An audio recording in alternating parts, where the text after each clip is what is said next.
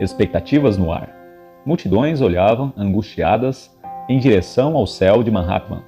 Dois prédios gigantescos, orgulho do capitalismo mundial, queimavam como tochas em uma manhã azulada de outono.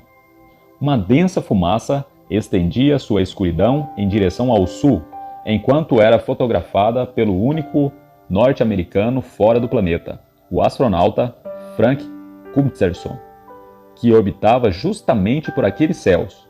Ele assistia impotente à cena, pensando em seu país e nos amigos que poderiam ter perdido a vida no coração de Nova York.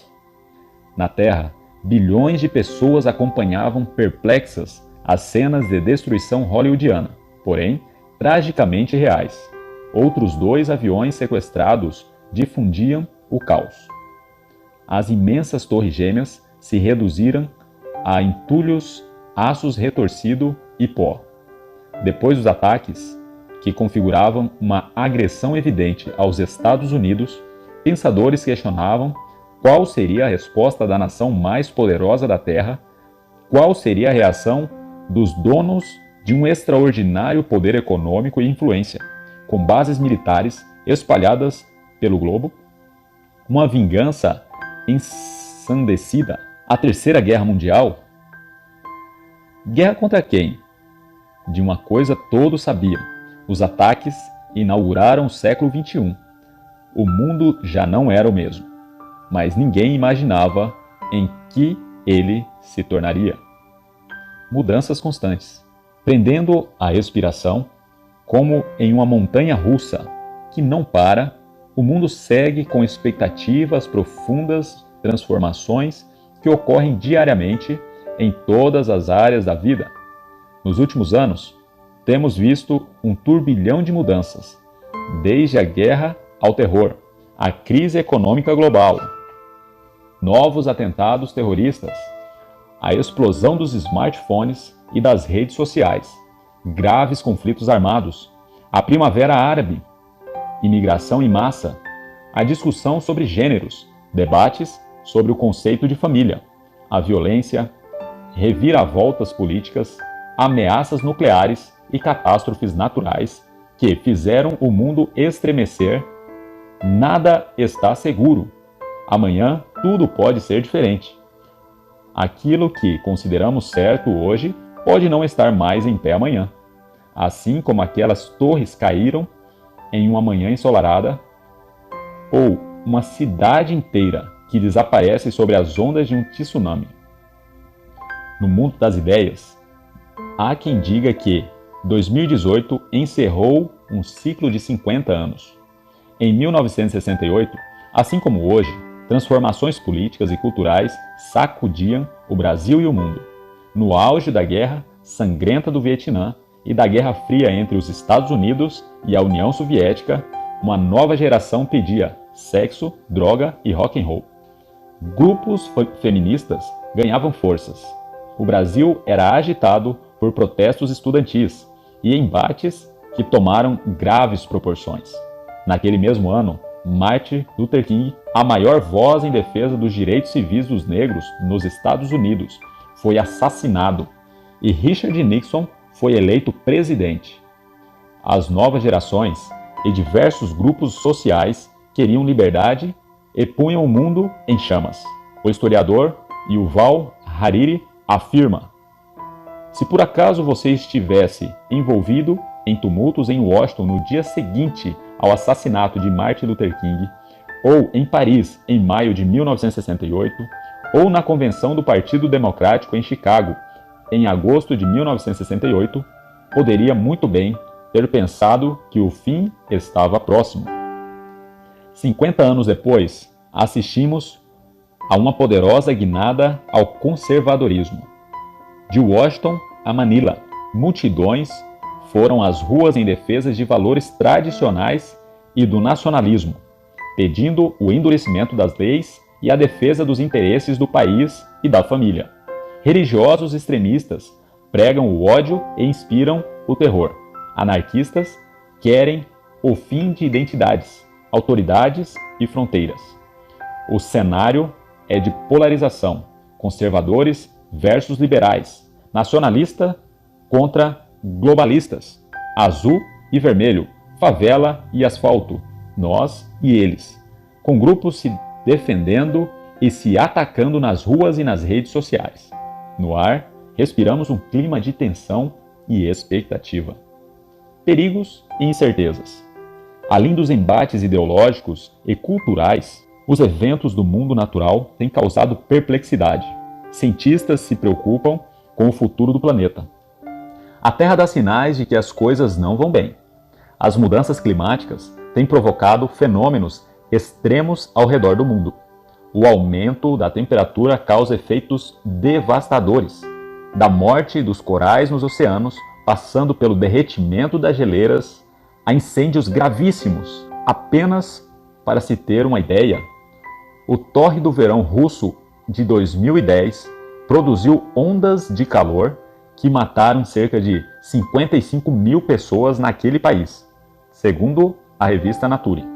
De acordo com a análise, estatísticas computadorizadas de dados meteorológicos das últimas décadas, o Instituto de Pesquisa Climática de Potsdam, Alemanha, afirma que o número de eventos climáticos extremos tem aumentado significativamente e vai crescer ainda mais. Isso causará centenas de milhares de mortes nos próximos anos e perdas materiais inimagináveis em todos os continentes. As perdas e lutas desse mundo conturbado têm o seu impacto no espírito humano, como o aumento da depressão e da ansiedade. De acordo com a pesquisa divulgada pela Organização Mundial da Saúde, publicada em 2018, o número de pessoas com depressão no mundo aumentou 18,4%, chegando a 322 milhões de indivíduos. Ainda segundo o mesmo relatório, o Brasil é o país que tem os índices mais altos de depressão, 4,4%, e ansiedade, 9,3%, na América Latina.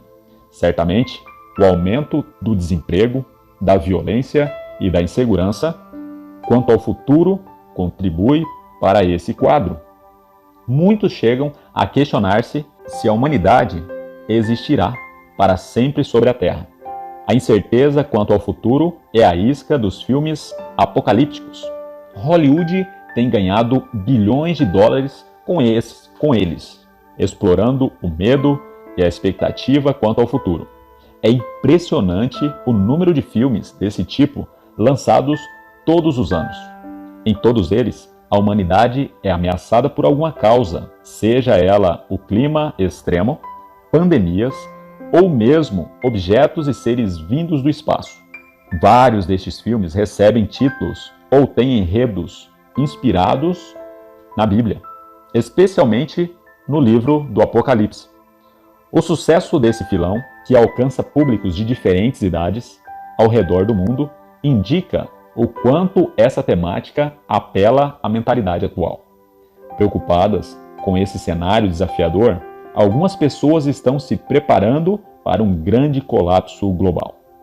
Reservam abrigos super protegidos, muitos deles subterrâneos, estocam suprimentos e armas, tomando diversas medidas para se prevenir contra alguma ameaça, seja ela o fim das democracias, a execução da dívida pública dos Estados Unidos, uma pandemia, guerra nuclear, fome generalizada ou grande catástrofe ecológica. São as chamadas preparadores ou sobrevivencialistas. Não confiam nas instituições sociais e procuram se garantir por si mesmos. Esse grupo não é composto somente de pessoas comuns.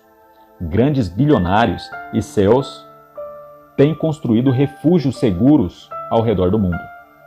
Experiências de preparadores foram tema de uma série do canal de TV paga National Geographic. Há, de fato, um reconhecimento geral de que nossa época é de transição profunda e que, se algo não for feito pelos líderes mundiais, terríveis consequências virão. O tempo presente é de interesse dominante para todos, governadores e estadistas, homens que ocupam posições de confiança e autoridade, homens e mulheres pensantes de todas as classes, voltam sua atenção para os acontecimentos que tomam lugar ao nosso redor. Estão observando as relações internacionais. Eles examinam a intensidade que está tomando posse de cada elemento terreno e reconhecem que algo grande e decisivo está para acontecer, que o mundo está diante de uma crise estupenda. Encontre refúgio. Por trás de todos os números e estatísticas existem pessoas.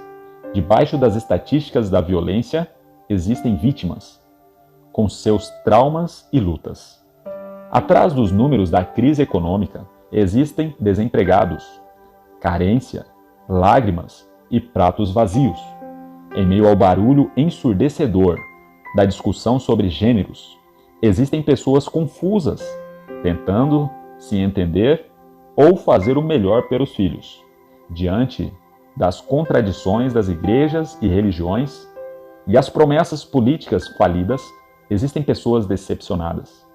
Como você tem se sentido ultimamente? Tem mantido a esperança no amanhã?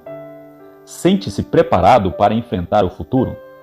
Luta contra alguma tristeza ou ansiedade diante desse mundo confuso em que vivemos? Talvez você nunca tenha lido a Bíblia. Conhecendo-a ou não, nela você encontra respostas para muitos questionamentos que fazemos hoje. Acreditando nela ou não, esse antigo livro aborda muito do que se tratou neste capítulo. Por favor, não a confunda com igrejas, religiões ou certas personalidades. Talvez você nem mesmo creia em Deus, ou quem sabe até seja uma pessoa religiosa, com convicções rígidas. Por um momento, por favor, retire as camadas de preconceitos e procure pelo menos ouvir o que as Escrituras têm a lhe dizer. Sem dúvida, você não vai se arrepender. Pense nisto. Haverá sinais no sol, na lua e nas estrelas, sobre a terra, angústia entre as nações, em perplexidade por causa do bramido do mar e das ondas. Haverá pessoas que desmaiarão de terror e pela expectativa das coisas que sobrevirão ao mundo. Lucas 21, 25, 26. Essas palavras foram ditas por Jesus, na linha do tempo profético da Bíblia, que abrange o passado, o presente e o futuro, que veremos no próximo capítulo. Nossa época foi descrita como uma era de angústia, perplexidade e expectativa. Havia terror nos corações. Isso soa familiar para você? Perceba que a Bíblia não foi pega de surpresa. Deus, em sua presciência, já sabia que as coisas estariam desse jeito em nossa época. A verdade é que muitas pessoas entendem que existe algo estranho no ar e que algo grandioso está para acontecer, mas não sabem o que. Em vez de se entregar ao pessimismo e ao desespero, o próprio Jesus nos chama a assumir outra atitude. Ora, quando estas coisas começarem a acontecer, levantem-se e fiquem de cabeça erguida, porque a redenção de vocês se aproxima. Lucas, capítulo 21, verso 28. O futuro pode parecer aterrador. O presente, com certeza, já é assim para muitos. Pensa nas crianças da Síria, do Iêmen, da Somália ou de algumas favelas brasileiras. A realidade é dura demais para muita gente. Mas Jesus mesmo diz que nossa redenção se aproxima e que o que isso significa? Que Ele nos salvará deste mundo cheio de maldade, doença, sofrimento, guerra, medo, ansiedade, depressão, violência, solidão, funerais e de tudo o que nos faz derramar lágrimas. Então verão o Filho do Homem, Jesus, vindo numa nuvem com poder e grande glória. Lucas capítulo 21, verso 27. Então aparecerá no céu o sinal do Filho do Homem. Todos os povos da terra se lamentarão e verão o Filho do Homem, vindo sobre as nuvens do céu com poder e grande glória. Ele enviará os seus anjos com grande som de trombetas, os quais reunirão os seus escolhidos dos quatro ventos, de uma a outra extremidade dos céus. Mateus, capítulo 24, verso 30 e 31. Esses são apenas dois de um monte de quantidade de versículos bíblicos que anunciam a segunda vinda de Jesus Cristo. Quer acreditemos ou não, estejamos preparados ou não, ele virá. E isso é uma notícia fantástica, pois ele vem para resgatar todos aqueles que quiserem ser salvos. Guarde no seu coração este salmo. Elevo os meus olhos para os montes. De onde me virá o socorro? O meu socorro vem do Senhor, que fez o céu e a terra. O Senhor guardará você de todo mal. Guardará a sua alma. O Senhor guardará a sua saída e a sua entrada, desde agora e para sempre. Salmos, capítulo 121, verso 1, 2, 7 e 8. Não são os bunkers ou abrigos subterrâneos que vão garantir nossa proteção. Não é o estoque de comida ou o conhecimento de técnicas militares que vão nos oferecer o sustento no amanhã. Em meio à grande crise futura, Deus promete cuidar de nós, se lhe permitirmos. Deus é o nosso refúgio. Deus é especialista em enxergar um rosto na multidão. Em meio aos bilhões de pessoas deste mundo, Ele não vê estatísticas, mas contempla cada homem, mulher, criança e idoso, individualmente. Ele sabe onde você mora, o que você faz e o que vai em seu coração. Sabe de seus sonhos, falhas e decepções. Ele enxerga você lendo este livro agora mesmo. Em meio às perdas e aos traumas que ocorrem em um mundo que vai de mal a pior, Deus tem conforto, orientação e uma guia segura a oferecer. Jesus convida: venha a mim todos vocês que estão cansados e sobrecarregados, e eu os aliviarei. Mateus capítulo 11, verso 28. Aceite este convite. Algo realmente grandioso está para acontecer neste planeta. Jesus nos chama a olhar para cima, para o céu. Não para o céu do terror e do medo, nem para qualquer solução humana, que mais cedo ou mais tarde nos decepciona. Ele nos chama para esperar que venha do céu o maior resgate da história. Nossa redenção se aproxima. Leia o próximo capítulo e descubra por que você pode ter certeza de que isso vai acontecer. Então, eu queria falar para você que você é especial para Deus. Por isso, queremos convidar você a chegar mais perto, para conversar de coração a coração. Como você está depois dessa leitura? Está fazendo uma profunda reflexão, não é mesmo? Ficou bem claro que, apesar dos problemas do mundo, ainda existe esperança. E essa esperança vem do céu, da parte de Deus. É a breve volta de Jesus. Diante do que você aprendeu neste capítulo, eu gostaria de saber de você. Você sabe que algo extraordinário está para acontecer? Você crê que a Bíblia pode te revelar os acontecimentos futuros?